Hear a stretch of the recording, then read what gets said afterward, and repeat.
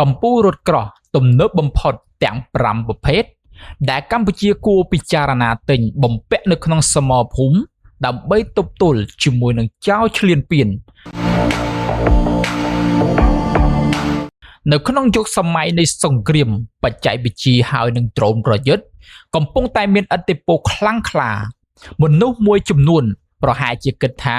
រថក្រោះបានคล้ายទៅជាយានប្រយុទ្ធដែលហួសសម័យទៅហើយផ្ទុយទៅវិញរថក្រោះប្រយុទ្ធទំនើប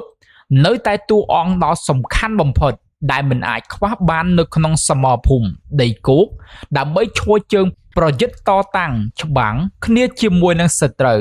ដោយផ្អែកទៅលើតថភាពជាក់ស្ដែងនៃលំហូរនៃសេដ្ឋកិច្ចនិងកញ្ចប់ថវិកាការពារជាតិមានកម្រិតប្រទេសកម្ពុជានាពេលនេះទំនងជាលំបាកនឹងប្រកួតប្រជែងឧត្តមភាពដែនអាកាសតាមរយៈការបញ្ជាទិញយន្តហោះចម្បាំងថ្លៃៗឬបំពាក់ប្រព័ន្ធរ៉ាដាទំនើប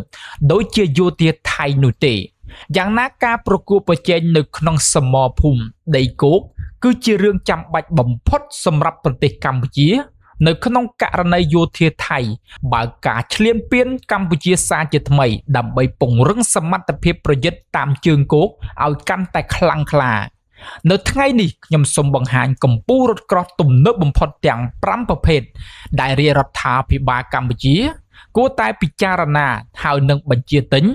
ដើម្បីធ្វើការកសាងកំពង់ផែការពារបូរណភាពទឹកដី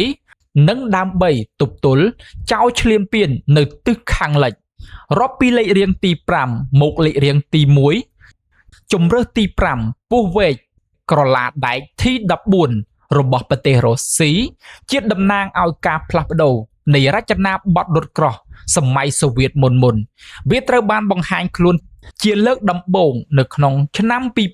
2015ដោយមានប៉មបាញ់ដោយឆ្វ័យប្រវត្តិហើយនឹងបន្ទប់យោធាត្រូវបានរចនាឡើងក្នុងតួខ្លួនពីដែក T14 មានប្រវែង 10.8 ម៉ែត្រកម្ពស់ 3.3 ម៉ែត្រនិងទទឹង 3.5 ម៉ែត្រជាមួយនឹងទម្ងន់សរុប48តោនម៉ាស៊ីនរបស់វាដើរដោយកម្លាំង1500សេសដែលអនុញ្ញាតឲ្យវាបង្កើនល្បឿនដល់រហូតទៅដល់80គីឡូម៉ែត្រនៅក្នុង1ម៉ោង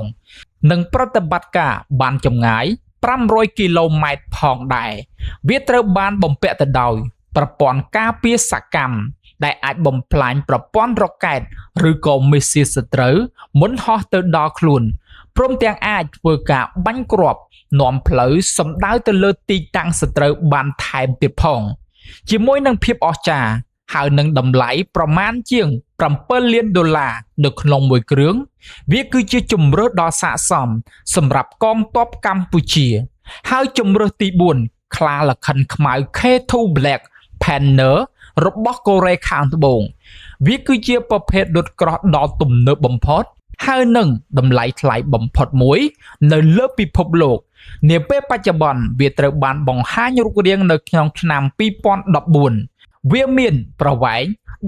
10.87 ម៉ែត្រកម្ពស់ 2.4 ម៉ែត្រនិងទទឹង 3.6 ម៉ែត្រជាមួយនឹងទម្ងន់55តោនខ្លាលក្ខិនខ្មៅមួយក្បាលនេះត្រូវបានបំពាក់ទៅដោយម៉ាស៊ីនកម្លាំងរហូតទៅដល់1500សេសដោយរត់បានល្បឿនរហូតទៅដល់70គីឡូម៉ែត្រនៅក្នុង1ម៉ោងដែលអាចធ្វើការបត់បែនតួខ្លួនចុះឡើងដើម្បីធ្វើការបាញ់កំទេចសត្រូវពីលើកំពូលភ្នំឬក៏ជម្រាលបានយ៉ាងមានប្រសិទ្ធភាពវាមានតម្លៃប្រមាណរហូតទៅដល់$8.5 លាននៅក្នុងមួយគ្រឿងថ្មីបិទតែថ្លៃបន្តិចមែនប៉ុន្តែវាជារថក្រោះកំទេចសត្រូវមិនឲ្យឈ្លានពានបានឡើយ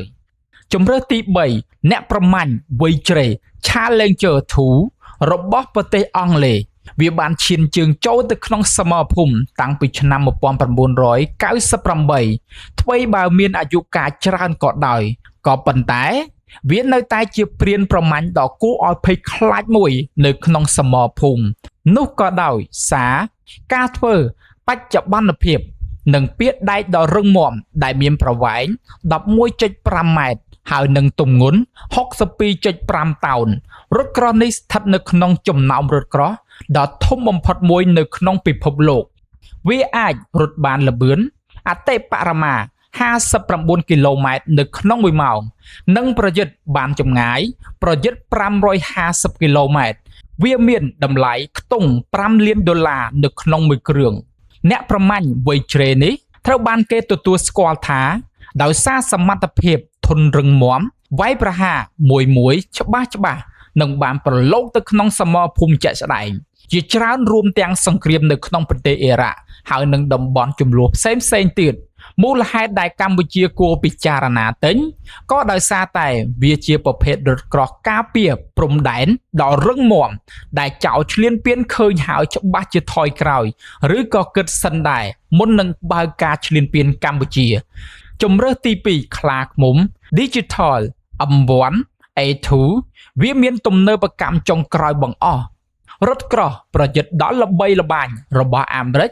វាបានជះរៀងដល់សង្ហានៅក្នុងឆ្នាំ2020ជាមួយនឹងកម្លាំងបាញ់ដ៏សាហាវពេលដែកដ៏រឹងមាំនិងអាចចល័តដល់រហ័សរហួនដែលមានប្រវែងរហូតទៅដល់ 9.77 ម៉ែត្រកម្ពស់ 2.44 ម៉ែត្រនិងទទឹង 3.66 ម៉ែត្រជាមួយនឹងទម្ងន់67តោនវាត្រូវបានបំពាក់ទៅដោយម៉ាស៊ីនកម្លាំងរហូតទៅដល់ 1500 សេសដែលអនុញ្ញាតឲ្យវាធ្វើដំណើរបាននៅក្នុងល្បឿន67គីឡូម៉ែត្រនៅក្នុង1ម៉ោងជាមួយនឹងចម្ងាយប្រតិបត្តិការអតិបរមា425គីឡូម៉ែត្របច្ចុប្បន្នវាមាន300គ្រឿងកំពុងបម្រើការដែលបន្ថែមដោយប្រព័ន្ធការពារដែកថ្មីនិងធ្វើការកែសម្រួលការបែងចែកថាមពលសម្រាប់ប្រព័ន្ធអេឡិចត្រូនិកនៅក្នុងសមរភូមិនិងការកែលម្អប្រព័ន្ធទំនាក់ទំនងសម្រាប់នៅក្នុងការប្រតិបត្តិការរួមគ្នានិងការគ្រប់គ្រងដោយប្រព័ន្ធភ្លើងឡាស៊ែរវាជាប្រភេទរថក្រោះដ៏ថ្លៃមួយរបស់ភពផែនដីជាមួយនឹងតម្លៃ$19 លាននៅក្នុងមួយគ្រឿងទោះថ្លៃបន្តិចមែនក៏ប៉ុន្តែពិតជាស័ក្តិសមណាស់សម្រាប់កម្ពុជានៅក្នុងការផ្ដល់នូវសមត្ថភាពដែលគ្មានគូប្រៀបហើយនឹងភាពធន់នៅក្នុងសមរភូមិដីគោកដែលអាចធ្វើការគំទេចកងពារដៃសត្រូវបានទាំងស្រុងយ៉ាងងាយដោយជំរើសទី1ខ្លាខិនពារដែក Leopard 2របស់អាល្លឺម៉ង់វាបានដណ្ដើមបានតំណែងកម្ពុជាជាប្រភេទរថក្រោះដ៏ទំនើបហើយនឹងមានសមត្ថភាពបំផុតមួយដែលកំពុងតែបម្រើការងារនៅពេលបច្ចុប្បន្នវាគឺជាប្រភេទរថក្រោះចុងក្រោយនិងទំនើបបំផុតនៃត្រកូល Leopard 2វាមានតួខ្លួនប្រវែង 10.97 ម៉ែត្រកម្ពស់3ម៉ែត្រនិងទទឹង 3.75 ម៉ែត្រជាមួយនឹងទម្ងន់ 66.5 តោនវាមានម៉ាស៊ីនកម្លាំងរហូតទៅដល់ 1500 សេសដែលអាចធ្វើការរត់បានល្បឿនលឿនរហូតទៅដល់63គីឡូម៉ែត្រនៅក្នុង1ម៉ោងនិងអាចប្រតិបត្តិការបានរហូតទៅដល់340គីឡូម៉ែត្រវាបំពាក់នៅពារដែកជំនាន់ថ្មីហើយនឹងប្រព័ន្ធគ្រប់គ្រងសមរភូមិដែលភ្ជាប់ទំនាក់ទំនងយ៉ាងរលូនជាមួយនឹងកងកម្លាំងជួរមុខទោះបីជាមានតម្លៃរហូតដល់$20 លានក៏ដោយក៏វាជាវិនិយោគទុនផ្នែកយោធាដ៏មានឥទ្ធិពលបំផុតដើម្បីធានាថាចៅឈ្លានពានមិនហ៊ានរំលោភទៅលើដែនអធិបតេយ្យភាពរបស់កម្ពុជាបន្តិចនោះទេដើម្បីកុំឲ្យខកខាននៅព័ត៌មានថ្មីៗសូមកុំភ្លេចចុច Subscribe Like និង Share